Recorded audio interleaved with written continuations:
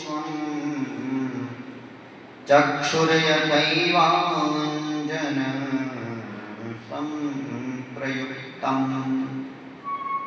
यथा यथात्मा परिमृज्यते शौ। श्री सुखदेव भगवान कहते हैं कि जैसे जैसे हम भगवान की कथा सुनते जाते हैं वैसे वैसे हमारे हृदय की जो मलिनता है, हृदय का जो कपट है, ये धीरे धीरे धुल जाता है।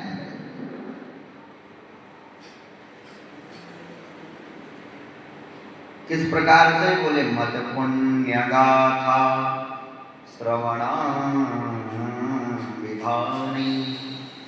मत पुण्य गाथा, श्री सुखदेव भगवान कहते हैं जो मेरे कथा को और सत्संग को जो सुनता है तो उसका अंतःकरण धुल जाता है महाराज। और तथा तथा पश्यति वस्तु सूक्ष्मं, कहते हैं सूक्ष्म वस्तु दिखने लगती है। सूक्ष्म वस्तु क्या है? बोले जो संसार के विषय में हमको ज्ञान नहीं होता है वो धीरे धीरे संसार का ज्ञान हो जाता है। किस प्रकार से ज्ञान होता है? कहते हैं चक्षुर यथैवान, जिस प्रकार से आंख में अगर काजल लगा दिया जाए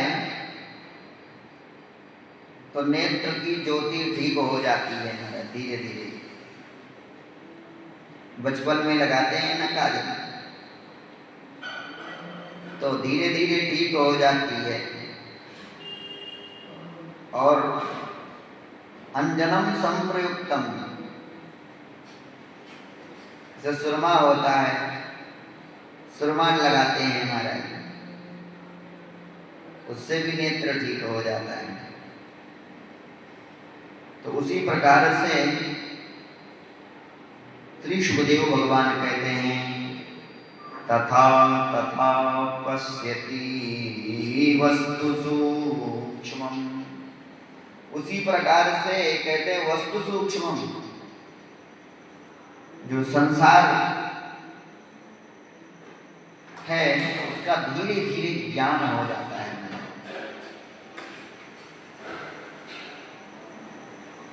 और गोस्वामी जी भी यही बात कहते हैं, भगवान का चरित्र क्या है? बोले रघुपति चरित्रवान छालित चित बिनु प्रयास ही सूझे, तुलसीदास कह चित बेलास जग बूझत बूझत बूझे। कहते हैं जिस तत्व को, जिस परमात्मा को बड़े बड़े योगी संत और महर्षि भी नहीं समझ पाते हैं, कई जन्म तक तपस्या करते रहते हैं, नहीं जान पाते हैं, लेकिन वही उसी भगवान को धीरे धीरे सत्संग के माध्यम से मनुष्य जान जाता है महाराज। तुलसीदास का चित विलास जब बूझत बूझत बूझे, जान जाता है। क्यों? क्योंकि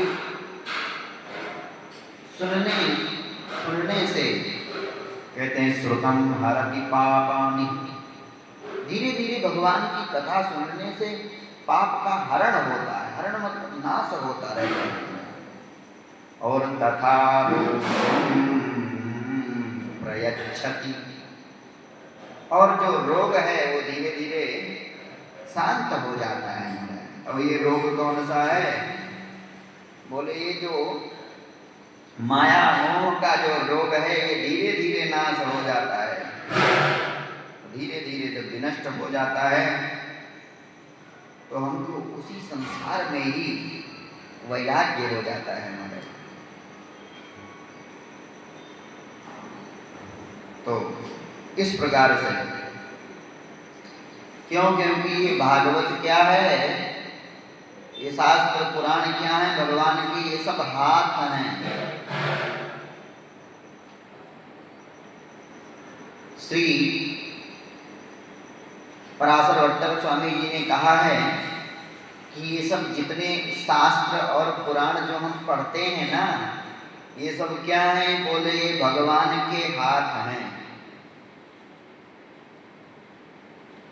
अब इन हाथों को पकड़ लो। हाथ मतलब ये पुराण तो ही हाथ हैं। अब भगवान ने पुराण के रूप में अपना हाथ मनुष्य को दे दिया कि इसी हाथ को पकड़ लो और धीरे धीरे आपका उद्धार हो जाएगा। कि भीमे नित्यं भवजलनिधौ मज्जतां मानमानम्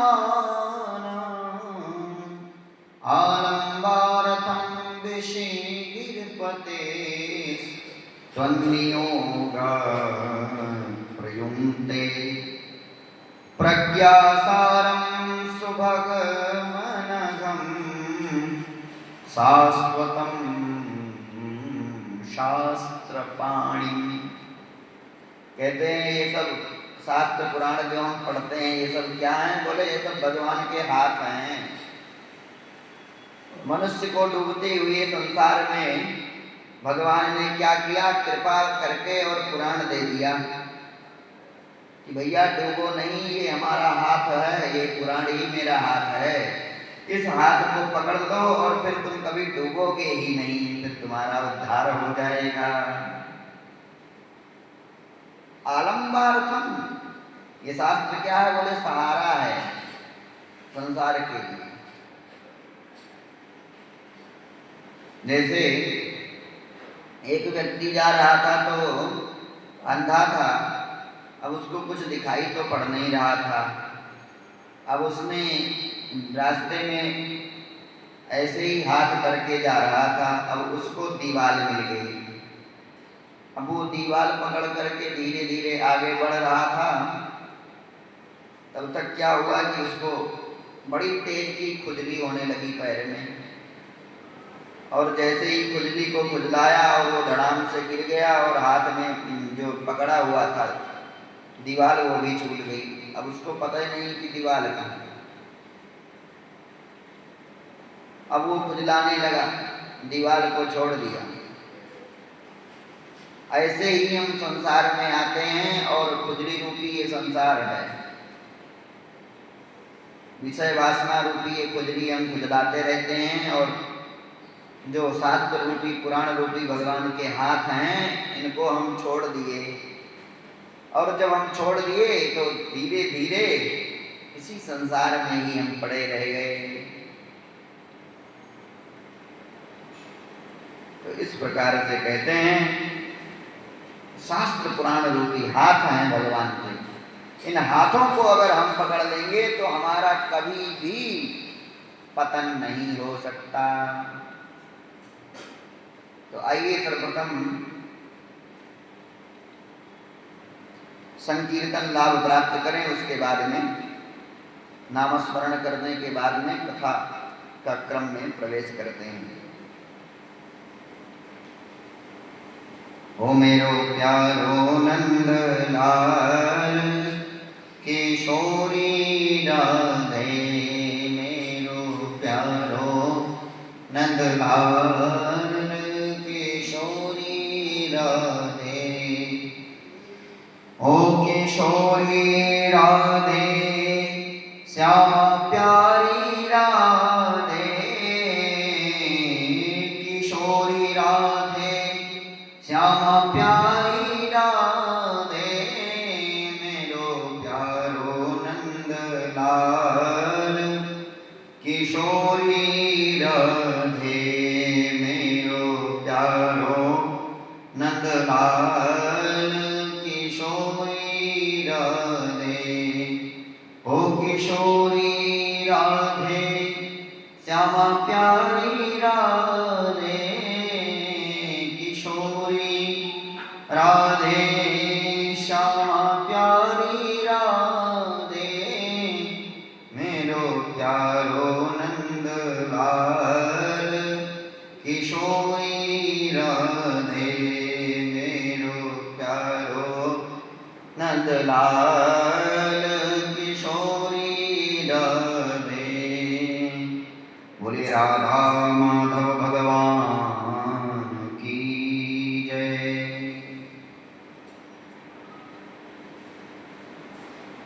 हम लोग कल एक दिन अवकाश था, कल एक दिन कथा नहीं हो पाई कुछ विशेष कारणों से, और उसके पूर्व दिन हम लोग सुन रहे थे कि श्री राजा परीक्षित जी महाराज अपने प्रजा में प्रजाजनों का कुशल पूछने के लिए जाते हैं, और वहां पर देखे क्या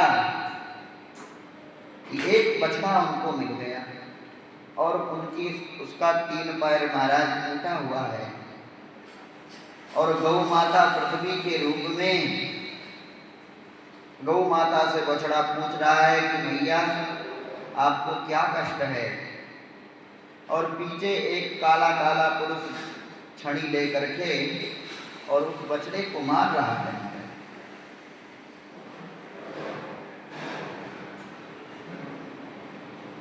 तो बछड़ा कहता है कि मां, निश्चित रूप से हमने कोई पूर्व जन्म में अपराध किया था, इसीलिए उसी का दुख मैं भोग रहा हूं, क्योंकि पूर्व जन्म कृतम कर्म तद्दैवम कथ्यते। कहते हैं पूर्व जन्म का जो कर्म है हम उसी के स्वरूप सब कुछ भोगते रहते हैं। तो इसलिए आपके कष्ट का कारण मैं नहीं समझ पा रहा हूं भैया, आप इसको विस्तार पूर्वक बताइए, आप क्यों रो रही हैं। ये सब चर्चा आपस में कर रहे थे। तब तक देखा राजा परीक्षित जी महाराज ने, तो परीक्षित जी महाराज बड़े क्रोधित हो गए और गुस्से में आकर के कहा कि देखो, जिन श्याम सुंदर के रहने पर गाय का इतना सम्मान होता था, गौ माता का इतना सम्मान होता था, और आज भगवान की पृथ्वी से चले जाने पर गायों का अपमान होने लगा, तो मेरे रहते हुए कोई भी अपमान नहीं कर सकता है। क्यों? क्योंकि महाभारत में श्री वेदव्यास भगवान कहते हैं कि इस पृथ्वी को 7 लोग धारण किए हैं। तो 7 लोग वो कौन कौन से हैं? तो बोले गोभिरविप्रैश्च वेदैश्च सतीभिः सत्यवादिभिः अलुब्धैः दानशीलैश्च सप्तभिर्धार्यते मही। कहते हैं गायों के द्वारा ये पृथ्वी रुकी हुई है, गौ माता ने धारण कर रखा है इस पृथ्वी को, क्योंकि गाय का पूजन करने से सारे देवताओं का पूजन का फल प्राप्त हो जाता है।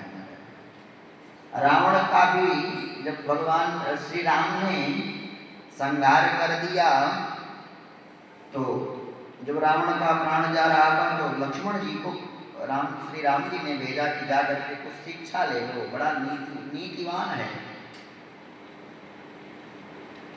विद्वान था, तो जाओ कुछ शिक्षा ले लो। तो जब लक्ष्मण जी जाते हैं तो रावण कहता है विद्यते गोसु संपन्नम विद्यते ज्ञातितो भयम। जो रावण इतना बड़ा आतताई था, इतना बड़ा निशाचर था, भी क्या कहता है, बोले विद्यते गोसु संपन्नम, जिसके यहाँ गाय रहती हैं उसके यहाँ धन धान्य स्वयं ही आ जाता है। रावण ये बात कह रहा है, इतना बड़ा राक्षस जब कह रहा है कि विद्यते गोसु संपन्नम, जहां गाय रहती है वहां संपदा और धन सब रहता है। और विद्यते ज्ञातितो भयम, विद्यते ज्ञातितो भयम, और भाई भाई में भी भय होता है महाराज। ये बात रावण कह रहा है, तो इसलिए बोले गावो विश्वस्य मातरः, गायों का इतना पूजन है और किसी भी जीव का कोई भी वस्तु आप प्रयोग नहीं कर सकते हैं, लेकिन गाय ही ऐसी माता जी हैं जिनका गोबर भी काम में आ जाता है, द्रव्य बनता है, और जिनका मूत्र भी काम में आता है महाराज, क्योंकि गोबर से ही बेल का जो पत्र है और पत्ता बेल का, ये गाय के गोबर से ही उत्पन्न है महाराज। तो गायों की इतनी महिमा, लेकिन आज का युग ऐसा आ गया है, बिल्कुल कलयुग का एकदम प्रभाव दिख रहा है महाराज। जगह जगह आप हम और आप देखें, गायों का ही कितना अपमान होता है। अब धीरे धीरे ब्राह्मणों का सम्मान नष्ट होने लगा, और धीरे धीरे गायों का भी कोई सम्मान नहीं है। जैसे उसको दुह लेते हैं और छोड़ देते हैं,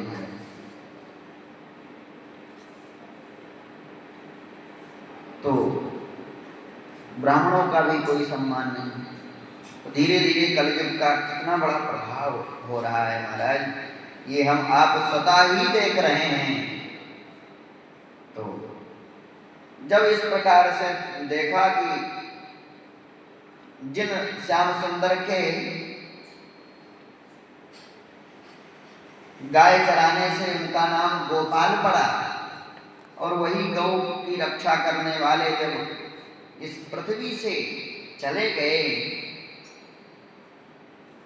तो गायों पर इतना अत्याचार, महाराज बहुत ही क्रोधित हो गए, और क्रोधित होकर के कहते हैं मा सौरभेयानुशुचो वेतुते वृषणाभयम् मारोदीरम्ब भद्रं ते खलानां महिषास्तरी। मारोदीहि, हे माता तुम मत रो, तुम्हारा कल्याण जरूर होगा, जब तक मैं हूं तब तक तुम एकदम निडर हो जाओ। क्यों? क्योंकि हम जैसे राजा के रहते हुए, बोले यस्य राष्ट्रे प्रजा सर्वास त्रस्यन्ते साध्य साधुभिः तस्य प्रमत्त नश्यन्ति कीर्तिरायु भगो गतिः। कहते हैं यस्य राष्ट्रे प्रजा सर्वा, कहते हैं जिनके शासन में सारी प्रजा दुखी हो, उस राजा को धिक्कार है, और उस राजा को धिक्कार तो है ही, और धीरे धीरे उसका धन भी नष्ट हो जाता है और उसका कोई सम्मान भी नहीं करता है। जिस राजा के रहते हुए प्रजा इतनी दुखी हो, तो इसलिए माता तुम एकदम निडर हो जाओ। अस्केश राज्ञां परो धर्मं हि आरतानां निग्रह। हमने दुष्टों को दंड देने के लिए जन्म लिया है, इसलिए कष्ट आप एकदम निडर हो जाओ। और बछड़े से कहते हैं, राजा परीक्षित जी महाराज बछड़े से कहते हैं, साधूनां भद्रमेव स्यात् असाधु दमने कृते। कहते हैं कि साधुओं का कल्याण तभी होता है जब दुष्टों को दंड दिया जाता है, तभी संत प्रसन्न होते हैं। इसलिए आपके 4 पैर टूटे हुए, आप एकदम निडर हो जाओ। हमारे रहते हुए आपका कुछ भी कोई अहित नहीं कर सकता है।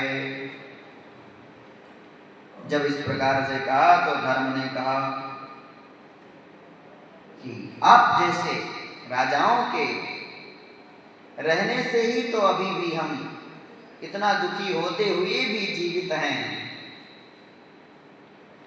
और हमारे दुख का कोई कारण नहीं है महाराज। स्वतः हम ही अपने दुख के कारण हैं। कुछ लोग तो कहते हैं कि किसी ने हमको दुख दिया है तब हम दुख पा रहे हैं। कुछ लोग कहते हैं कि नहीं भाग्य हमारा ठीक नहीं है इसलिए हम दुखी हैं। कुछ लोग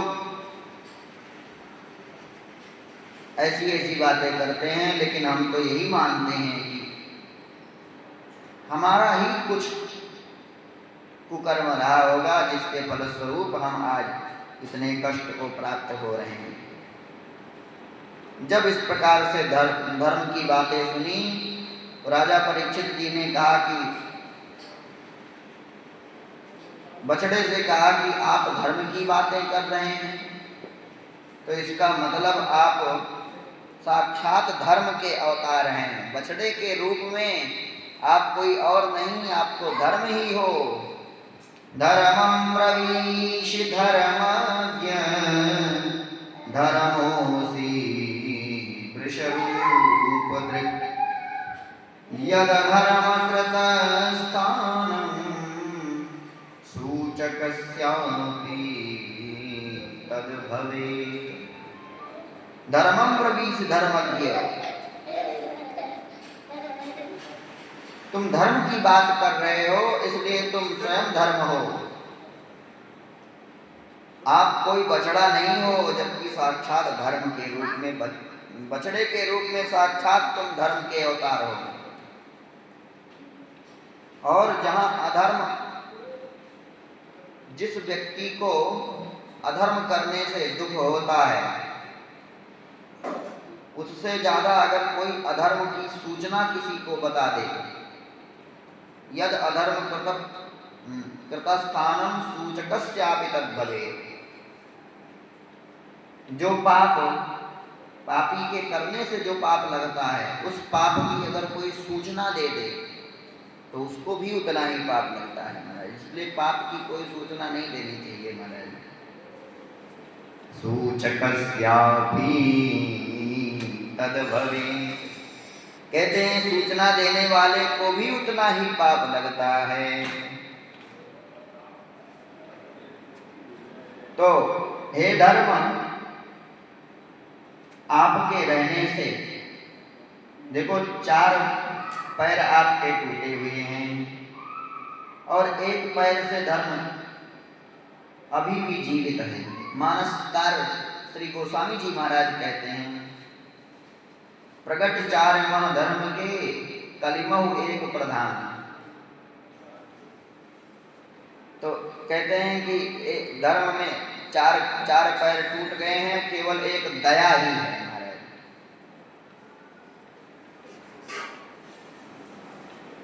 तो और भागवत जी में तो कहते हैं सत्य पर ही धर्म टिका हुआ है। क्यों? क्योंकि सत्य ही ईश्वर है। बोले सत्यम तद सतान सूर्य। कहते हैं सत्य स्वरूप श्री सूर्य भगवान मानो कह रहे हैं कि मैं साक्षात भगवान का ही अवतार हूं और मैं ही सत्य का प्रतीक हूं।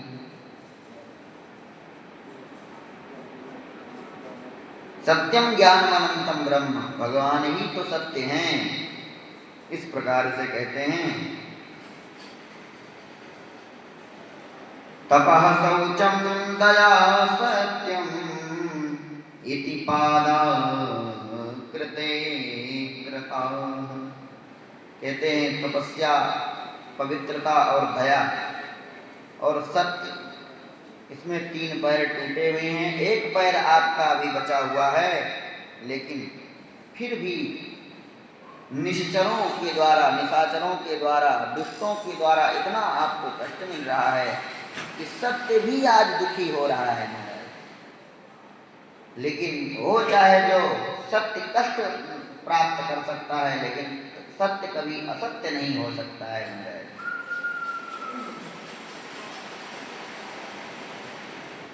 और इस प्रकार से बछड़े को कहते हैं राजा परीक्षित जी महाराज।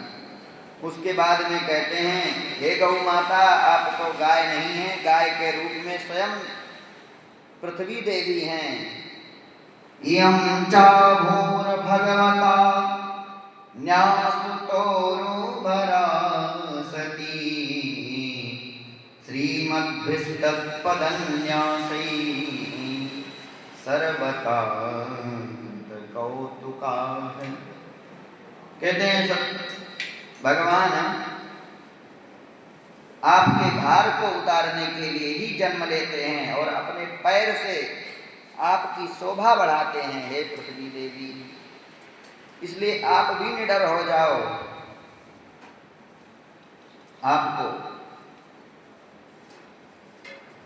डरने की कोई बात नहीं है। इस प्रकार से दोनों को सांत्वना प्रदान करते हैं।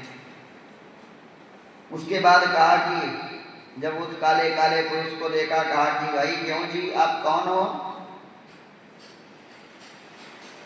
ये पीछे खड़े होकर के इतना कष्ट दे रहे हो? तो निशातमादते खड्गम कलये धर्म हे कवे। तुरंत तलवार को निकाला और मारने के लिए तैयार हो गए। और जैसे ही मारने के लिए तैयार हुए राजा परीक्षित जी, खड्ग पाणि कचे ग्रही, खड्ग निकाल करके मारने के लिए जैसे ही तैयार हुए, तुरंत वो कलयुग चरण में गिर गया, साष्टांग प्रणाम करने लगा। और जब साष्टांग प्रणाम करता है तो राजा परीक्षित जी को दया आई। क्यों? क्योंकि इनके कुल में ऐसा कोई नहीं है जो शरण में आने वालों की रक्षा ना करे। इसलिए राजा परीक्षित जी महाराज को दया आ गई। और राजा परीक्षित जी महाराज कहते हैं, नते गुडाकेश यशोधराणां बद्धाञ्जलिर्भयमस्ति किञ्चित् नावर्तितव्यं भवता कथञ्चन क्षेत्रे मदीये त्वमधर्मबन्धुः। नते गुडाकेश यशोधराणां, गुडाकेश कहते हैं अर्जुन को। कहते हैं अर्जुन के वंश में जन्म लेने वाले मुझ जैसे परीक्षित के शरण में अगर तुम आकर के प्रणाम किए हो तो अब तुमको कोई भय नहीं रह गया, क्योंकि तुमने प्रणाम किया है, मेरे शरण में आ गए तुम। लेकिन ये बताओ, तुमको मुझसे डर नहीं लगता? नवर्तितव्यं भवता कथंचन, तुमको यहाँ टिकना नहीं चाहिए, 1 मिनट भी नहीं टिकना चाहिए, क्योंकि तुम अधर्म की सहायता करते हो। तो जब अधर्म की सहायता करते हो तो तुमको यहाँ रुकना नहीं चाहिए। तुम अधर्म बंधु, तुम मेरे क्षेत्र में क्या करने के लिए आ गए? ये सब तो मेरा ही राज्य है, जहां तक तुम नेत्र बढ़ाओगे, जहां तक आंख लेकर के जाओ देख लो, ये सब मेरा ही क्षेत्र है। और अगर तुम यहाँ रहोगे मेरे क्षेत्र में तो बड़े बड़े महापुरुषों को भी कष्ट मिलेगा, ना उनका जप ही हो पाएगा, ना तो तप ही पूर्ण हो पाएगा। यस्मिन् भगवान इज्यमान इज्जामूर्तिर्यजतां शंतनोति कामान मोघान स्थिर जंगमान अंतर्बहिर्वायुरिवैष आत्मा।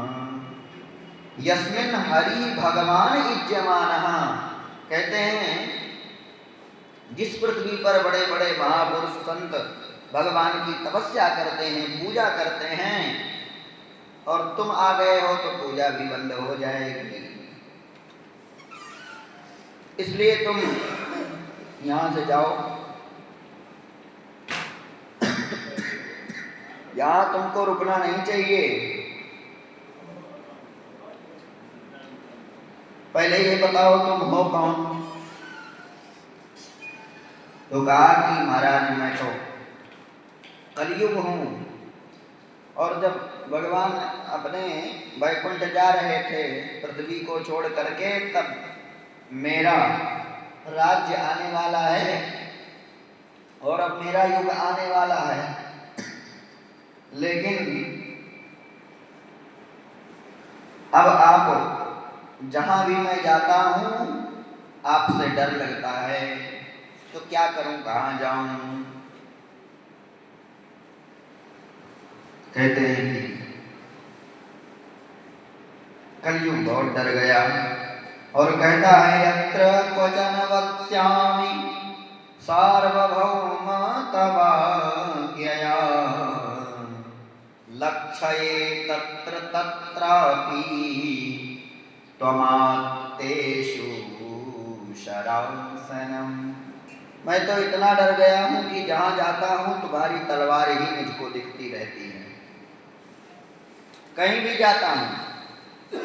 तो अब बताओ महाराज, अगर आप जैसे राजा के रहते हुए हमको कहीं जगह नहीं मिलेगा तो हम कहाँ जाएं? तो परीक्षित जी महाराज तो दया आ गई, इसलिए कहते हैं कि प्रणाम करने से दूसरे व्यक्ति का गुण आ जाता है अपने अंदर। देखो अभी तक परीक्षित जी महाराज कलयुग के प्रति कितना दोष कष्ट क्या क्रोध दिखा रहे थे, लेकिन जैसे ही उसने प्रणाम किया सो ही दया आ गई। तो इसलिए कहते हैं प्रणाम करने से, जिसको हम प्रणाम करते हैं उसका भी गुण अपने हृदय में आ जाता है हमारे। जैसे इत्र वाले के पास में हम लोग जाते हैं तो इत्र जो बनाते, इत्र माने सेंट इत्यादि, तो इत्र वाले के पास में बैठते हैं तो इत्र की सुगंधी स्वयं ही आ जाती है। और कहीं हम रास्ते में जा रहे हो ना, तो रास्ते में अगर थोड़ी सी भी हवा चलेगी और अगर बढ़िया महकने वाला फूल हो तो फूल की जो महक है वो अपने नाक में आ ही जाती है महाराज, बिना बुलाए। क्यों? क्योंकि हम उधर उसी रास्ते से निकल गए। तो हम जिसको प्रणाम करते हैं ना, उसका कुछ अंश आ जाता है हमारे हृदय में, इसीलिए प्रणाम बताया गया है। क्यों? क्योंकि प्रणाम करने से बोले अभिवादनशीलस्य नित्यं वृद्धोपसेविना चत्वारि तस्य वर्धन्ते आयुर्विद्या यशो फलम। कहते हैं प्रणाम करने से 4 चीजें स्वयं ही बढ़ती हैं। बोले क्या क्या? बोले आयु बढ़ती है और विद्या भी बढ़ती है और हमारा यश भी बढ़ता है और खूब बलवान भी हो जाओगे। 4 चीजें बढ़ती हैं। तो कहते हैं कि प्रणाम जिसको हम करते हैं उसका कुछ ना कुछ परमाणु हमारे हृदय में आ ही जाता है। तो इसलिए जब वो राजा परीक्षित को प्रणाम किया तो राजा परीक्षित के अंदर वो कलयुग का कुछ गुण आ गया महाराज। इसलिए प्रणाम की बहुत महिमा है। कुछ ना कुछ गुण आ गया इसीलिए दया आ गई। और दया आ गई तो कहते क्या हैं, अभी तक जिस वस्तु का नाम नहीं लेते थे महाराज, उस वस्तु का नाम लेने लगे। कौन सी वस्तु? बोले द्योतम पानम स्त्रिया सूना यत्रा धर्म चतुर्विधा। कहते हैं द्यूतम, जहां पर जुआ खेला जाता हो वहां पर तुम रहोगे। और पानम, पानम माने जहां पर मदिरा लोग पीते हों, दारू शराब पीते हों, उस स्थान पे आप रहोगे। ये 2 स्थान हो। और स्त्रियां, जहां पर वैश्यालय हो, वैश्या लोग जहां रहती हो वहां पर भी तुम्हारा स्थान होगा। और सूना कहते हैं जहां पर निरपराधों की हत्या होती है, वधशाला, निरपराधों का जहां वध होता हो वहां भी तुम्हारा स्थान रहेगा। ये 4 स्थान दे दिया। यत्रा धर्म चतुर्विधा, ये 4 स्थान भैया ले जाओ। तो कलयुग ने कहा कि वाह राजा, आपने 4 कमरे तो हमको दे दिए, लेकिन ये 4 जो जगह बताई है, ये 4 जगह तो बहुत ही खराब जगह बताई। अरे तो भाई हमारे में कुछ विशेषता भी तो है ना। तो कहा क्या विशेषता? तो कहा कि यद फलम नास्ति तपसा न योगेन समाधिना तत्फलम लभते सम्य कलौ केशव कीर्तना। कहते हैं जो फल बड़े बड़े तपस्या से नहीं मिल सकते हैं, बड़े बड़े जप करने से नहीं मिल सकते हैं, तपस्या से नहीं मिल सकती है, वो फल केवल भगवान के नाम लेने से, नाम उच्चारण करने से ही मिल जाता है। तो भैया हमारे अंदर तो बहुत अवगुण हैं, बहुत विकार वाले हैं, लेकिन कम से कम एक विशेषता तो है। तो उसी विशेषता को देख करके आप कोई अच्छा जगह बता दो। तो अच्छा जगह बताया क्या? बोले पुनश्चया चमानाय जात रूपम अदात् प्रभु ततोत्तम मदम कामम रजो वैरम च पंचमम। कहते हैं जहाँ झूठ बोला जाता हो, काम क्रोध हो, वहां भी तुम्हारा स्थान होगा। और विशेष रूप से जात रूपम अर्थात सोने में तुम्हारा स्थान होगा। सुवर्ण, सोना जहां पर हो वहां तुम्हारा स्थान होगा। अब यहां पर प्रश्न उठता है कि सोना भी, सोने में भगवान का वास होता है, सोने में भगवान रहते हैं। अब फिर सोने में कलयुग कैसे रह सकता है? दोनों बात कैसे हो सकती है महाराज? एक म्यान में 2 तलवार कैसे हो सकती है? तो कहा कि ये जो बेईमानी का सोना है, जो लूटपाट करके सोना लेकर के आते हैं, उसमें कभी भी भगवान रहते ही नहीं हैं। ये संतों का मत है कि जो बेईमानी का सोना होता है, जो लूटपाट जो चोरी डकैती करके सोना लेकर के आते हैं ना, उसमें तो कलयुग ही वास करता है। इसीलिए कहते हैं कि चोरी करने वाली कोई भी वस्तु होगी तो उसमें कलयुग ही वास करेगा, केवल सोना ही नहीं, कलयुग ही वास करेगा उसमें। बेईमानी के चीज में कलयुग ही वास करता है, चाहे धन हो, चाहे बेईमानी से किसी का खेत हड़प लिए हो। भगवान दो ही जगह हंसते हैं, जब कोई रोगी को डॉक्टर इलाज करता हो और रोगी हो मरने वाला, और डॉक्टर लालच में आकर के कहे कि भैया हम इसको ठीक करेंगे, बस 1 लाख और दे दो बस, तो भगवान हंसने लगते हैं कि वाह भाई, जो मरने वाला है उसको भी तुम ठीक करोगे, पैसे के लालच में आकर के तुम ठीक करना चाहते हो।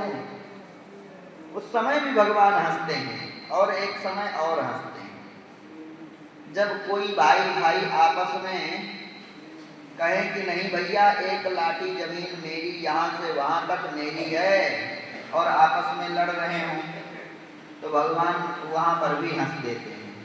कहते हैं देखो 1 अंगुल की भी जमीन इसके साथ नहीं, जो कपड़ा पहना है वो भी नहीं जाने वाला, और कहाँ जमीन के लिए जल्लड़ झगड़ रहा है, तो वहाँ पर भी भगवान हंसते रहते हैं कि देखो कितना नासमझ है। जब 1 उंगली 1 बित्ता जमीन भी नहीं जाएगी फिर भी ये लड़ रहा है, वहां पर भी भगवान हंसते हैं। 2 जगह हंस देते हैं भगवान। तो इसलिए कहते हैं कि अधर्म जहां पर किया जाएगा वहां तो कलयुग ही वास करेगा। लेकिन आज का युग ऐसा हो गया है कि अधर्म का ही सबको अच्छा लगता है। पहले अधर्म लेने से सब डरते थे कि भैया कुछ भी किसी से बेईमानी करके मत लो, लेकिन आज बेईमानी पर इतने उतावले हो गए हैं कि पैसे के लिए और किसी भी मान सम्मान के लिए किसी की भी हत्या कर दे रहे हैं। आजकल मठों मंदिरों में क्या हो रहा है कि जो थोड़ा सा जबर व्यक्ति है, जो धन धान्य से संपन्न है, वो दूसरे पीठाधीश्वर को मार करके और स्वयं पीठाधीश्वर बनने के लिए तैयार हो जाता है। कितनी बड़ी विडंबना है। माने कुछ भी करने के लिए तैयार है, कैसे भी करके धन आना चाहिए, जबकि जानते हैं वो धन। अच्छा ये बताएं, धन को इतना समझना चाहिए जैसे हम किसी के यहाँ किराए पर रूम लिए और तुरंत अभी छोड़ना ही है। ये समझना चाहिए केवल हमारे प्रयोग के लिए है, लेकिन सदैव नहीं रहने वाला है हमारे। ये हमारे प्रयोग के लिए है, लेकिन हम उसी धन को मान बैठे हैं कि हमारा ही धन है और ये हमारे साथ हमेशा रहने वाला है। हम ये मान बैठे हैं, इसीलिए तो दिक्कत है। तो कहते हैं यद अधर्म, जहां भी अधर्म होगा, जहां भी बेईमानी का सामान होगा, वहां तो कलयुग ही वास करेगा। तो आजकल तो लोगों को बेईमानी वाला अच्छा लगता है। तो इस प्रकार से कहते हैं जात रूपम आदार प्रभु। जात रूप मतलब सोने में स्थान दे दिया। अब सोने में स्थान दे दिया, लेकिन राजा परीक्षित जी महाराज की मति ऐसी पलट दिया है कि जा करके मुकुट पहने हुए थे, मुकुट पहने हुए थे और उसी मुकुट में ही प्रवेश कर गया कलयुग, और मुकुट में जा करके बैठ गया। अब राजा परीक्षित जी उस दिन तो गए घर पे, और एक दिन महाराज विश्राम किए और विश्राम करने के बाद में एक दिन सोचते हैं, मन में विचार आया, नभा पतन्त्यात्म समं पतत्रिणास तथा समं विष्णु गतिं विपश्चितः। कहते हैं जिस प्रकार से पक्षी क्या करता है, उड़ता है, अपने सामर्थ्य के अनुसार जहां तक जा पाता है वहां तक जाता है, उसी प्रकार से जो कवि लोग होते हैं जहां तक उनका सामर्थ्य होता है वहीं तक भगवान के गुण की चर्चा करते हैं, और जहां पर सामर्थ्य नहीं हो पाता है वहां पर उनकी कलम भी टूट जाती है। कहते हैं तावत कलिर्न प्रभवेत प्रविष्टोपीह सर्वतः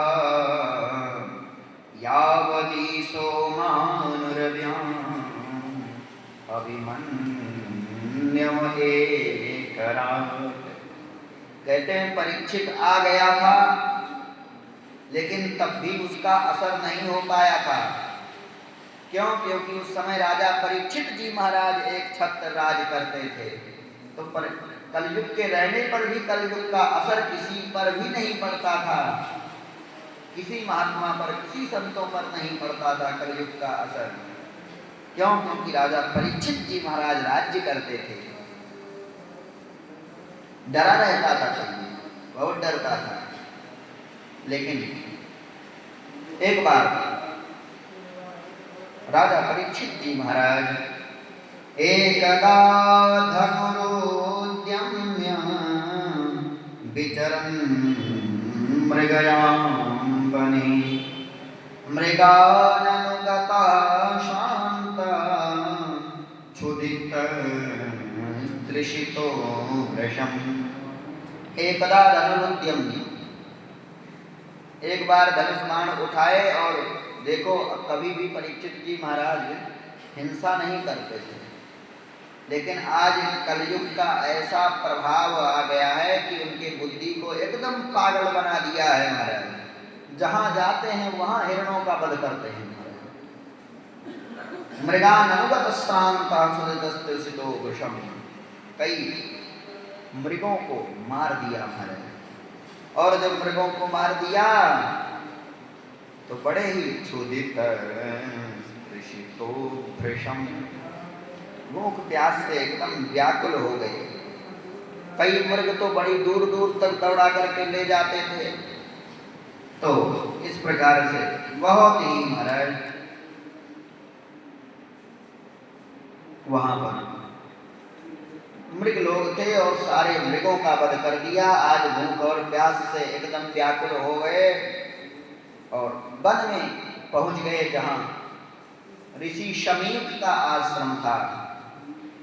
श्री शमीक महात्मा जी महाराज भगवान का भजन कर रहे थे, समाधि में थे। कहते हैं जब समाधि में जीव जाता है तो जो संसार की क्रियाएं हैं, जो संसार में हो रहा है वो सब नहीं दिखता है। फिर अंतःकरण में जो भगवान का चित्र है वही सब दिखता रहता है। तो महात्मा जी ऋषि शमीक जी महाराज, उनको क्या मालूम कि राजा आए हुए हैं। और परीक्षित जी महाराज जा करके तो कहते हैं सतु ब्रह्म ऋषेरं से, कहते हैं महाराज बहुत तेज प्यास लगी है, पानी पिलाओ जल्दी से। देखो आपके आश्रम में राजा आया हुआ है, कम से कम सम्मान तो करना चाहिए। अब कुछ बोल नहीं रहे। अच्छा महाराज, कभी भी महात्माओं के पास में जाए तो भूखा प्यासा होकर के मत जाए। क्यों? क्योंकि भाई उनको तो कुछ ना कुछ देना ही चाहिए और लेने के चक्कर में जाते हैं। क्यों? क्योंकि उनका तो नाम ही, भगवान का नाम ही तो धन है, और उनके यहाँ जा करके संसार की वस्तु नहीं मांगनी चाहिए।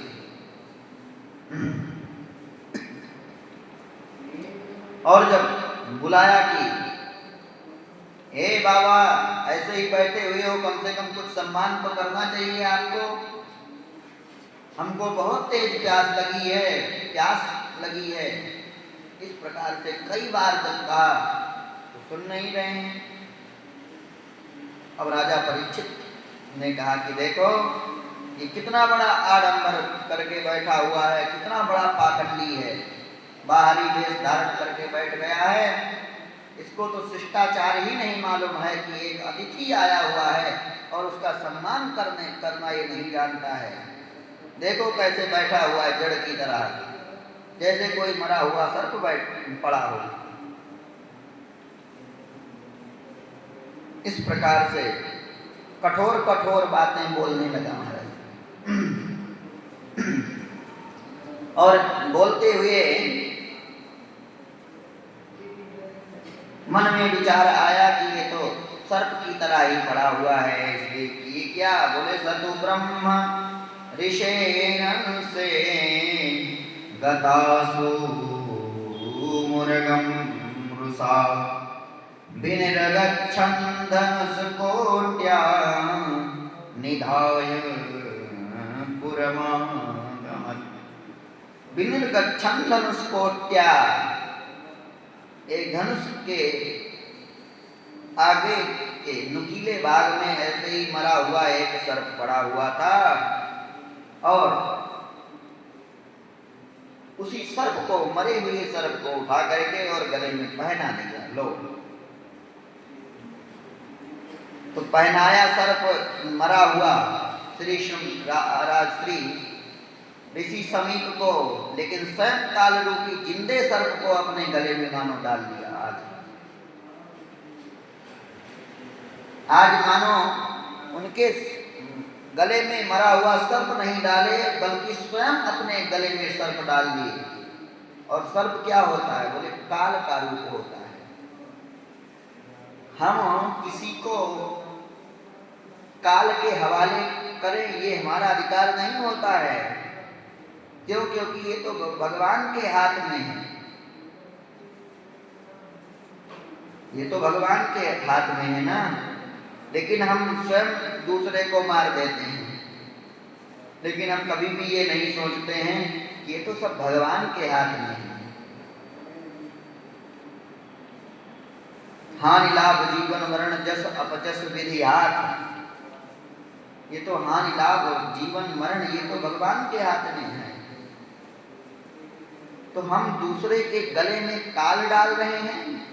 तो अगर हम कभी भी इस संसार में रह करके दूसरे के गले में अगर काल डालेंगे तो एक ना एक दिन वो काल ही हमको स्वयं खा जाएगा। इसलिए सावधान हो जाओ, किसी के भी गले में किसी को भी कष्ट मत पहुंचाओ, किसी को भी मत मारो, क्योंकि जिसको तुम मार रहे हो वो काल स्वयं ही तुमको मार डालेगा। इसलिए हिंसा करने से पहले डरो, डरना चाहिए। तो इस प्रकार से डाल करके और चले आते हैं। और जब चले आए तो उधर श्री समीक का पुत्र जो श्रृंगी ऋषि है महाराज, उसने वो खेल रहा था, बालकों के बीच में खेल रहा था। तब तक कुछ बालकों ने जा करके देखा कि उसके आश्रम में उसके पिताजी के गले में किसी ने मरा हुआ सर्प डाल दिया।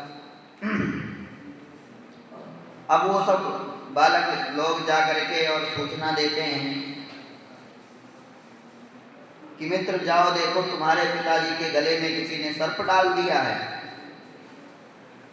अब तो महाराज बड़े ही क्रुद्ध, अहो अधर्मः पालानां पीनां बलिभुजामि। अहो अधर्मा, ये कितना बड़ा अधर्म किसी ने कर दिया। मेरे जैसे हमारे पिताजी जैसा सरल सौम्य कोई नहीं हो सकता। और ऐसे सरल सौम्य हमारे पिताजी के गले में किसी ने सर्प डाल दिया और अपने दिव्य तेज से देखा तो वो कोई और नहीं, वो राजा परीक्षित जी ही हैं। जब दिव्य तेज से देखा और समझ गए कि राजा परीक्षित ने ऐसा काम किया है, तब तो दिलमिला करके श्रृंगी ने कहा कि परीक्षित को अभिमान आ गया है कि मैं राजा हूं, उस राजमद का अभिमान मैं अभी उनका चूर्ण करता हूं। और वहां से चल देते हैं, क्रुद्ध होकर के कौशिकी नदी के पास पहुंचे और वहां से जल ले लिया। इत्युक्त्वा रोषताम्राक्षो वयस्यान्द्रिशिबालकः कौशक्याप उपस्पृश्य वाग्वज्रं विससर्जः। उस कौशिकी नाम की एक नदी थी, उसी कौशिकी नदी में से थोड़ा सा जल लिया और वाग्वज्रम मानो वाणी रूपी आवाज से वज्र का प्रहार कर दिया हो, और जल अभिमंत्रित करके और श्राप दे देता है। कौन सा श्राप देते हैं? बोले एक लंघित मर्यादम तक्षका सप्तमे हरि दंक्षयति अस्मकुलांगारं नोदितो मे तदद्रुहम्। इति लंघित मर्यादम, इतना अमर्यादित व्यवहार राजा ने किया है, इसलिए तक्षका सप्तमे हनि, वो तक्षक नाग आज के 7वें दिन आकर के और दंचयति अस्मकुलांगारं नोदितो मे तदद्रुहम्। आज के 7वें दिन तक्षक नाग आकर के और डस ले और उनकी मृत्यु हो जाए। और बड़े ही क्रोध में भर करके आया और पिताजी के पास में बैठ गया और श्वास लंबी लंबी लेने लगा और पिताजी पिताजी कह करके पुकारने लगा। पिताजी ने आंख खोला कि पुत्र बहुत ही रुष्ट है, लंबी लंबी श्वासें ले रहा है, और क्या कारण है? अपने गले में देखे कि एक मरा हुआ सर्प पड़ा है तो उतार करके और फेंक दिया और बोले पुत्र बताओ क्या बात है, क्यों इतने क्रोधित हो रहे हो, क्या कारण है? किसी ने अपमान तो नहीं कर दिया? कहा नहीं नहीं पिताजी, आज जिसने आपका अपमान किया है मैं उसको छोड़ा ही नहीं हूं, आज के 7वें दिन उसकी मृत्यु अवश्य हो जाएगी। तक्षक नाग आकर के डसेगा। बोले किसको तुमने श्राप दिया है? बोले उसी राजा को, परीक्षित को, उसको राज मद का अहंकार था और वो आकर के आपके गले में एक मरे हुए सर्प को डाल दिया और मैंने भी उसका प्रतिशोध लेने के लिए श्राप दिया है, देखना आज के 7वें दिन उसकी मृत्यु हो जाएगी। अब तो बड़े दुखी हो जाते हैं श्री शमीक जी महाराज कि बेटा तुमने बहुत गलत किया, अगर वो राजा नहीं रहेंगे ना, अरे वो राजा है तभी तो हम निडर रहते हैं, अगर वो राजा नहीं रहेंगे तो प्रजा में भूखमरी फैल जाएगी, प्रजा में अधर्म होने लगेगा। वो राजा है तभी तो हम जीवित हैं, निडर होकर के कहीं भी घूमते हैं, इसलिए तुमने बहुत गलत किया। अहो बताहो महादज्ञते कृत अल्पीयसी द्रोह उरुर्दमोधृतः। अहो बत अहो, बड़ी कष्ट की बात है, तुमने ऐसे प्रतापी राजा, ऐसे धर्म के ध्वजा, धर्म चक्रवर्ती महाराज परीक्षित को तुमने श्राप दे दिया। अरे तुम नहीं जानते हो वत्स, यह उन्हीं के बल पर हम लोग जिंदा हैं, जीवित हैं। बहुत गलत किया है तुमने, इसका कोई पश्चाताप नहीं है। अल्पी यसी, तुम कितने बड़े अल्पज्ञ हो, कितने बड़े मूढ़ बुद्धि के हो, तुमको अभी कुछ मालूम नहीं है। इस प्रकार से तुमने श्राप दे दिया। ऐसे धार्मिक राजा को दिया जाता है श्राप। बहुत गलत किया है बेटा तुमने। वैसे राजा नहीं रहेंगे तो हम लोग का जीना दुर्लभ हो जाएगा। तो इस प्रकार से अपने पुत्र को डांटने लगे। आज आशीर्वाद भी नहीं लिया प्रणाम करने पर अपने पुत्र को। तो उसके बाद में अब कहते हैं कि अगर राजा नहीं होता है ना तो अनायका ही विनश्यन्ति नश्यन्ति बहुनायका। कहते हैं जहाँ राजा नहीं होता है वहाँ भी विनाश हो जाता है, और जहाँ कई राजा हो जाते हैं वहाँ भी विनाश हो जाता है। जहाँ कई मालिक हो जाए वहाँ भी विनाश हो जाता है, और जहाँ कोई मालिक ना हो वहाँ भी विनाश हो जाता है। क्यों? क्योंकि जब कोई मालिक नहीं है तो सब आपस में लड़ेंगे, और जहाँ कई मालिक हो जाए तो वो जो कहें तब होगा, वो कहेंगे नहीं, वो कहेंगे तब होगा, क्योंकि वो मालिक नहीं। क्योंकि जब कई मालिक होते हैं वहाँ भी विनाश हो जाता है। इसलिए शासन करने वाला एक ही होना चाहिए। तो इस प्रकार से अपने पुत्र को डांटते हैं, और उसके बाद में महाराज एक गौरमुख नाम का शिष्य था, उस शिष्य को भेजा, और ऋषि समीत ने कहा कि बेटा तुम जाओ और परीक्षित से कहना कि मेरे दुष्ट पुत्र ने आपको श्राप दे दिया है, उसको क्षमा कर दीजिए और अपने कल्याण का कोई साधन ढूंढ लीजिए, कुछ उपाय करिए, क्योंकि 7 दिन के बाद में आपका प्राणांत हो जाएगा। तो अपने उद्धार के लिए कुछ न कुछ उपाय करिए। ये सब जा करके सूचना दे दो। तो वो गौरमुख नाम का जो शिष्य था वो वहाँ से गया और सारी सूचना देता है महाराज। और इस प्रकार से जब सारी सूचना दे दिया तो राजा परीक्षित जी भी जब अपमान करके गए हैं तो अपना जैसे ही मुकुट निकाल करके रखा, सो ही उसी समय महाराज बहुत ही पश्चाताप होने लगा। क्यों? क्योंकि उस समय तो कलयुग बोल रहा था। अच्छा, एक बात और, सोने में कहते हैं कि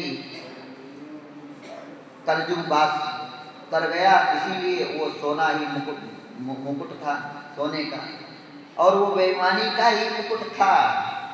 जरासंध का वध जब भीम ने किया था ना, तो वही मुकुट था, और आज उसी मुकुट को पहन करके गए थे जरासंध। एक बार मांगा भी था, लेकिन मांगने पर भी भीम ने दिया नहीं था वो मुकुट। आज वही मुकुट पहन करके गए थे, इसलिए अपमान करके चले आए। बेईमानी का ही तो मुकुट था महाराज। तो इस प्रकार से जब वो मुकुट रखते हैं तो महाराज बहुत ही उनको दुख होने लगा, बहुत पश्चाताप होने लगा कि देखो हमने कितना बड़ा अपराध कर दिया है। ऐसे जीवन मुक्त महापुरुष को, जो भगवान का सदैव जप करते रहते हैं, ऐसे भक्त हृदय ऋषि समीत का हमने अपमान कर दिया। आज तक मेरे हाथों से ऐसा अपमान हुआ ही नहीं था, इसलिए आज मेरा हाथ कट करके गिर जाए जो इस एक संत का अपमान कर दिया। इस प्रकार से अपने को बहुत ही स्वतः को ही बहुत ही पश्चाताप करते हैं कि आज ही हमारे प्राण चले जाएं तो ठीक है। लेकिन उसी समय गौरमुख नाम का शिष्य आया और सारी बात बताया कि जो था कि ऋषि शमीक के पुत्र श्रृंगी ऋषि ने आपको श्राप दिया है कि 7 दिन के बाद आपका प्राणांत हो जाएगा। तो हे महाराज, अब आप कुछ आत्मोद्धार करने का, अपने कल्याण का कोई साधन ढूंढिए। इस प्रकार से सारी बातें बता करके वो गौरमुख नाम का शिष्य चला गया। और इधर श्री परीक्षित जी महाराज सोचते हैं, अहो मया नीच मनार्यवत् कृतं निरागसी ब्राह्मण गूढ़ तेजसी ध्रुवं ततो मे कृतदेव हेलना दुरत्ययं व्यसनं नाति दीर्घा। अहो मया, बड़े ही कष्ट की बात है, हमने एक नीच पुरुष के समान काम किया है आज। निरागसी, ऐसे निरपराधी महात्मा को, जिसने कोई अपराध नहीं किया है, ऐसे निरपराधी महापुरुष पर हमने मरा हुआ सर्प डाल दिया। ऐसे ब्रह्मा दिव्य तेज को, ब्रह्म तेज को धारण करने वाले महापुरुष का हमने अपमान कर दिया। ध्रुवम ततो मे कृतदेव हेलनात्, ये मेरे शरीर को धिक्कार है। इस प्रकार से कहते हैं कि आज मेरा राज्य नष्ट हो जाए, आज मेरा सारा धन नष्ट हो जाए, अब इस जीवन को धारण करके क्या करेंगे। हमने कैसा श्राप दे, आज मृत शरीर सर्प को डाल करके कितना बड़ा अपमान किया है महापुरुषों का। और इस प्रकार से सोचते हैं कि चलो श्राप दे दिया तो बहुत ही कल्याण की बात है। श्राप दे करके मानो हमारे ऊपर कृपा ही कर दिया। अगर श्राप नहीं देते तो मैं वैसे ही यही मर जाता। तो उन महात्मा जी ने श्राप दे करके मानो हमारा कल्याण ही कर दिया है। और मैं आज गंगा जी का शरण ग्रहण करूंगा। अगर श्राप नहीं देते तो मैं गंगा जी कैसे जा पाता। आज मैं जाऊंगा और गंगा जी का दर्शन करूंगा, जिन गंगा जी की तो इतनी महिमा है। बोले आवै लसत श्री तुलसी बिमिश्र कृष्णांघ्रिरेण्वभ्यधिकाम्बुनेत्री पुनाति लोकानुभजत्र शेषां कस्तां न सेवेत मरिष्यमाणः। यावै लसत श्री तुलसी विमिश्र, जो गंगा जी कैसी हैं, बोले तुलसी से सम्मिश्रित जल हैं, माने तुलसी जी का भी उसमें अर्क मिला हुआ है। क्यों? क्योंकि भगवान के चरण में चढ़ती हैं तुलसी जी, और चरण को तो ब्रह्मा जी ने धुला था ना। इसीलिए रामस्तवराज में स्पष्ट रूप से लिखा हुआ है कि तुलसी कुंद मंदार पुष्पमाल्यैरलंकृतं कर्पूरा गुरु कस्तूरी दिव्यगंधानुलेपनम। तुलसी कुंद मंदार पुष्पमाल्यैरलंकृतं कर्पूरा गुरु कस्तूरी दिव्यगंधानुलेपनम। भगवान के चरण में चढ़ती हैं तुलसी जी, और जब चरण से जब गंगा जी निकलती हैं तो तुलसी जी भी मिश्रित हो जाती हैं उसमें, तो तुलसी दल भी मिल जाता है उसी गंगा जी के जल में। तुलसी विमिश्रितम अर्थात तुलसी जी मिश्रित जल हैं। और कृष्णांघ्रिरेण वेदिकाम्बुनेत्री पुनाति लोकानुभयत्र शेषाम् कस्तां न सेवेत मरीष्यमाणः। तीनों लोकों को पवित्र करने वाली ऐसी गंगा मैया, जिन गंगा मैया का शरण कौन नहीं ग्रहण करना चाहेगा। क्यों? क्योंकि गंगा मैया के किनारे एक बार कोई पहुंच जाता है तो कहते हैं कि इदम ही गांगम त्यजता विहांगम पुनर्नचांगम शयने भुजंगम। कहते हैं एक बार गंगा जी का कोई दर्शन कर लेता है तो भगवान का ही पार्षद बन जाता है वो। गंगा दर्शनात् मुक्ति, नास्ति गंगा समम तीर्थम। गंगा जी के समान कोई तीर्थ नहीं हो सकता। तो इस प्रकार से कहते हैं कौन ऐसा चाहेगा कि हम मैं गंगा जी के किनारे न रहूं। कस्ताम न सेवेत मरिष्यमाणः, ऐसा कौन मरने वाला प्राणी होगा कि जो गंगा जी का शरण न ग्रहण करना चाहे। इस प्रकार से कहते हैं कि आज महात्माओं ने हमारे ऊपर बड़ी ही कृपा कर दी है और इतना विचार करके और अपने पुत्र जन्मेजय को राजपद दे करके राज्याभिषेक करके और गंगा जी के किनारे पहुंच जाते हैं। आज शुकताल में बड़े बड़े ऋषि महर्षि जन आए हुए हैं और परीक्षित जी महाराज की जैसे ही मृत्यु का समाचार सुना सो ही जितने भी महापुरुष हैं सब कल्याण करने के लिए परीक्षित जी महाराज जी को दर्शन देने के लिए वहाँ पर दौड़ पड़ते हैं। बिना बुलाए ही आज जितने भी महापुरुष हैं संत जन हैं वो सब बिना बुलाए ही आने लगे कि परीक्षित जी का किसी भी प्रकार से कल्याण हो। और अतिर्वशिष्ठश्च वनस्सरद्वान् अरिष्टनेमिः भृगुरङ्गिराश्च पराशरो गाधिसुतोऽथ राम उतथ्य इन्द्र प्रमदेद्मबाहुः। कौन कौन आते हैं? बोले अत्रि जी महाराज आ गए और बोले वशिष्ठ जी महाराज आ गए और च्यवन जी महाराज आ गए। जिन महात्मा जी का च्यवन परास हम आप खाते हैं ना वही च्यवन जी। तो च्यवन महात्मा जी आ गए और अरिष्टनेमी और भृगु जी महाराज आ गए और पराशर जी महाराज आ गए और विश्वामित्र जी महाराज आ गए। श्री परशुराम जी महाराज वहाँ पर आ गए। और इस प्रकार से जितने भी ऋषि महर्षि हैं सब वहाँ पर आ जाते हैं। और जब आ जाते हैं तो जा करके सारे महात्माओं के चरण में आज प्रणाम करते हैं।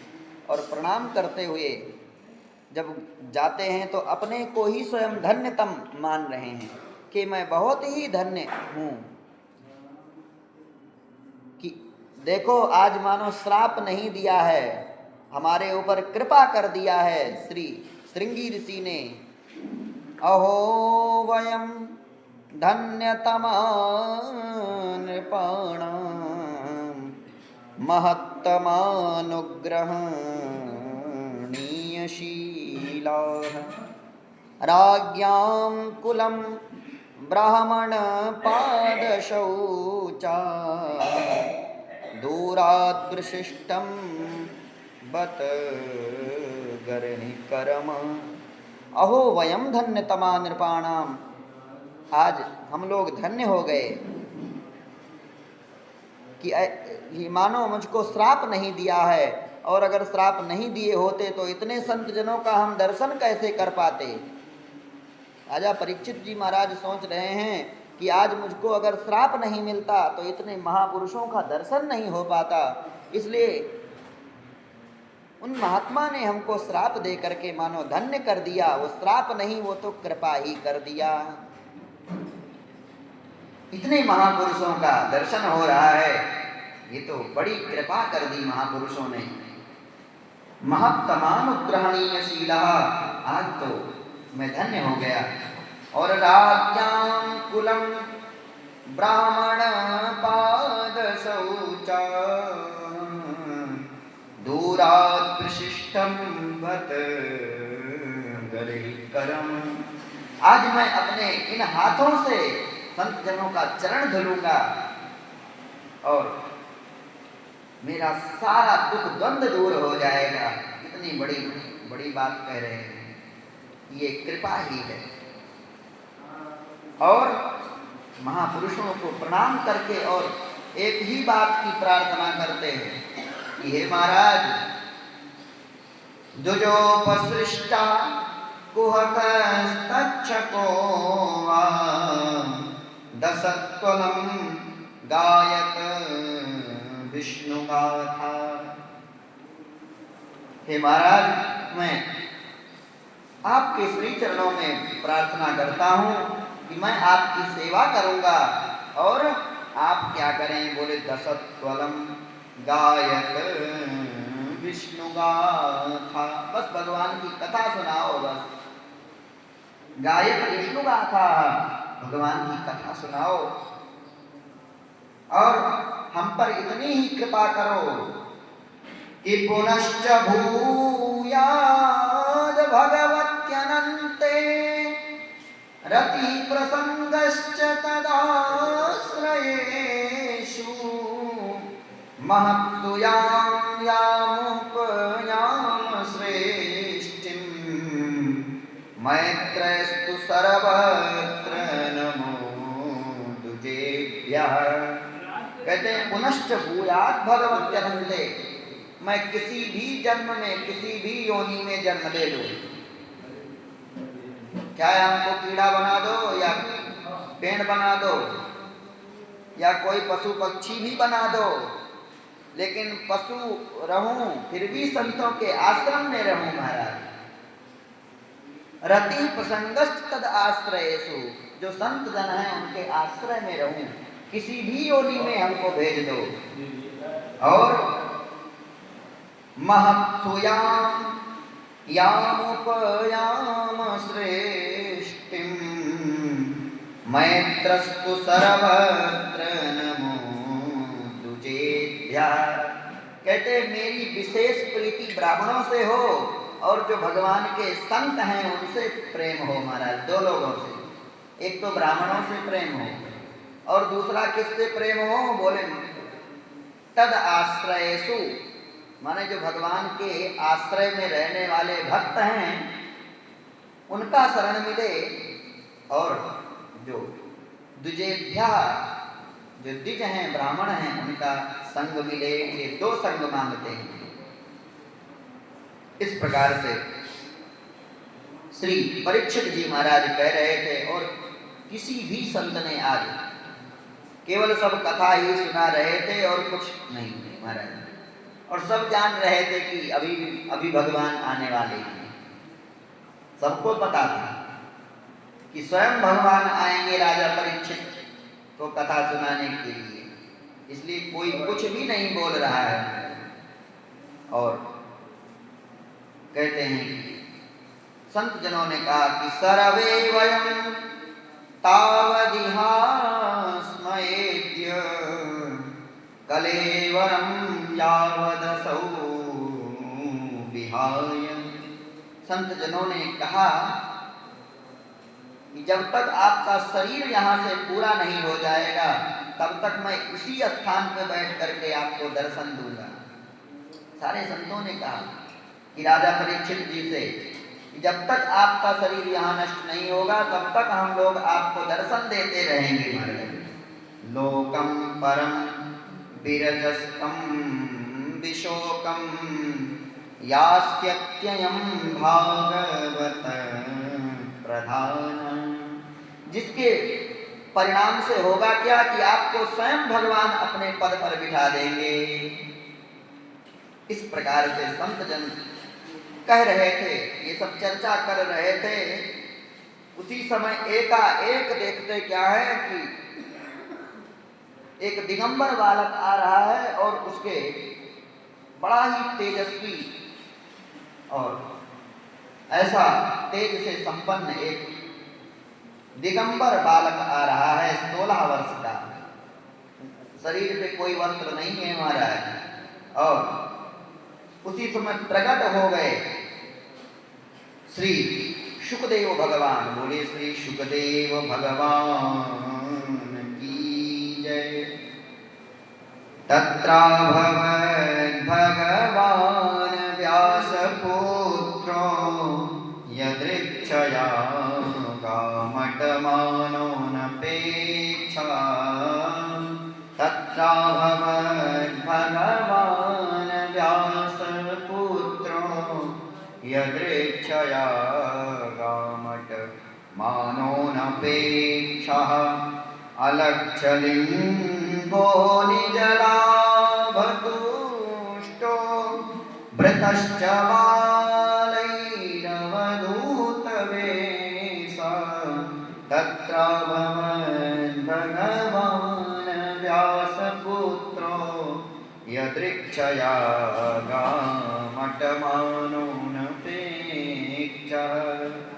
तत्र भवत्, वहीं पर श्री भगवान एवं व्यासपुत्र, कहते हैं यहाँ भगवान ही वेद व्यास जी के पुत्र बन करके आ गए। श्री सुखदेव भगवान नहीं आए, साक्षात सुखदेव का रूप धारण करके भगवान ही आ गए। क्योंकि महाभारत में प्रसंग आता है कि जब उत्तरा के गर्भ में राजा परीक्षित की रक्षा किए भगवान, उसी समय श्री सुखदेव भगवान का प्राणांत हो गया। और यहाँ पर मानो सुखदेव भगवान के रूप में साक्षात भगवान श्री हरि ही आए हुए हैं। नंद नंदन रूपोस्तु श्री शुको भगवान मुनि। स्कंद महापुराण में श्लोक आया कि श्री सुखदेव भगवान साक्षात भगवान के ही अवतार हैं। तो अलक्षलिंगा निज लाभ तुष्टा, कहते हैं कि निजाया सीताया लाभेन तुष्टा, कहते हैं कि जो सदैव संतुष्ट रहने वाले हैं। और व्रतश्च बालै, बालकों से घिरे हुए हैं सुखदेव भगवान।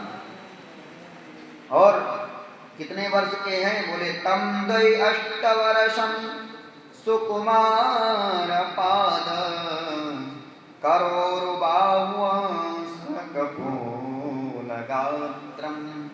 महाराज 16 वर्ष के हैं और बड़ी ही सुदृढ़ शरीर है। और बालक लोग मिट्टी फेंक रहे थे उनके ऊपर, समझ रहे थे कि नंगा बाबा आ गया, कि ऐसा समझ रहे थे। लेकिन जैसे ही परीक्षित जी महाराज श्री सुखदेव भगवान को देख करके सम्मान किए, तो ही बालक लोग डर करके भाग गए। सोचे कि जब राजा इनके सम्मान में खड़े हो रहे हैं, तो अगर अब की बार धूल फेंके तो राजा जरूर दंड देंगे, इसलिए यहाँ से भागो। जितने भी बालक से सब भाग गए महाराज। ततो निवृत्ता यमुनास्त्रियोर्भका महासने सोपविवेश पूजितः। जितने बालक थे वो सब भाग गए। और उसके बाद श्री परीक्षित जी महाराज देख करके ऐसे तेजस्वी महापुरुष को प्रणाम करते हैं और दिव्य आसन देते हैं और अपने आप को धन्य मानते हैं। अहो अद्य वयं ब्रह्मन् सत्सेव्या छत्रबन्धव कृपया अतिथि रूपेण भवद्भीतिर्तकाकृता। हे महाराज, आज आप अतिथि के रूप में आकर के मानो हमको तीर्थ बना दिया है, इसलिए आपके तो नाम लेने मात्र से ही मनुष्य पवित्र हो जाते हैं।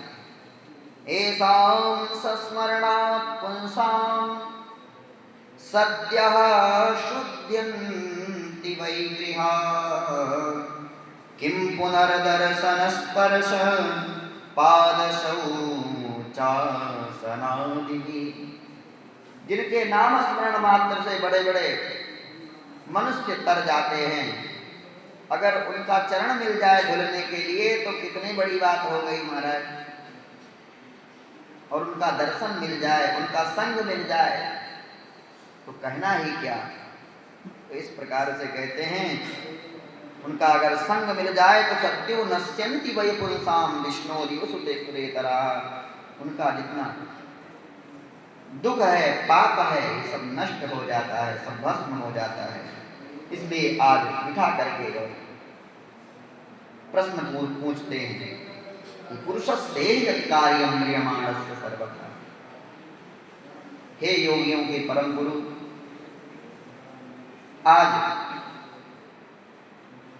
मैं एक प्रश्न करना चाहता हूं भगवान, 7 दिन में मरने वाले का कल्याण कैसे होगा। जो मनुष्य 7 दिन में अगर मरने वाला हो तो उसका कल्याण कैसे होगा।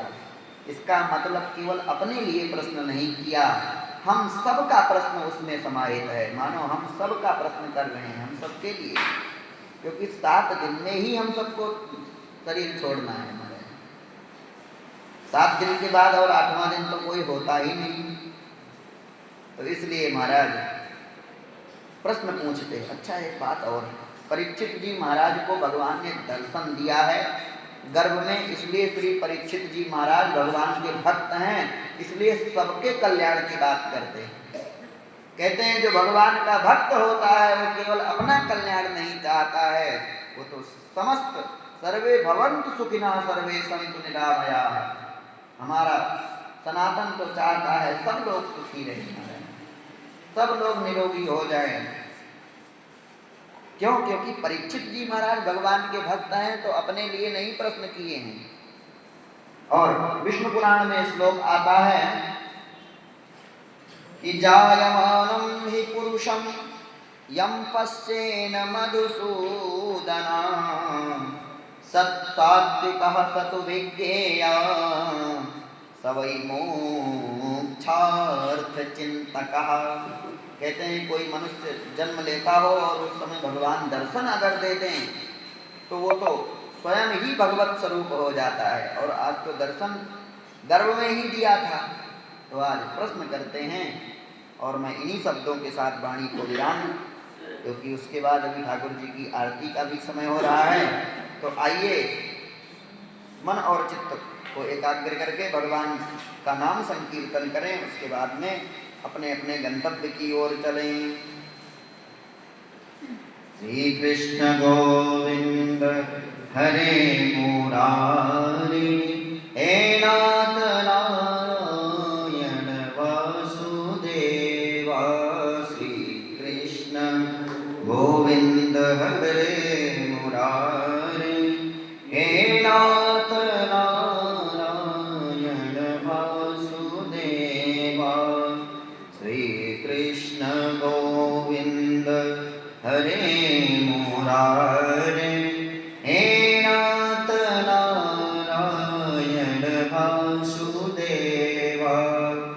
हे नाथ नारायण वासुदेवा, हे नाथ नारायण वासुदेवा। श्री कृष्ण गोविंद हरे मुरारी, हे नाथ नारायण वासुदेवा। बोले राधा माधव भगवान की जय, श्री सुखदेव भगवान की जय, श्री वेदव्यास भगवान की जय, श्री सूत जी महाराज की जय, श्री सिद्धि सदन बिहारी बिहारिणी को सरकार की जय, श्री सिद्धेश्वर हनुमान जी महाराज की जय, श्री सद्गुरुदेव भगवान की जय। धर्म की अधर्म का, प्राणियों में विश्व का, गौ माता की, भारत माता की। ओम नमः पार्वती पतये। हर हर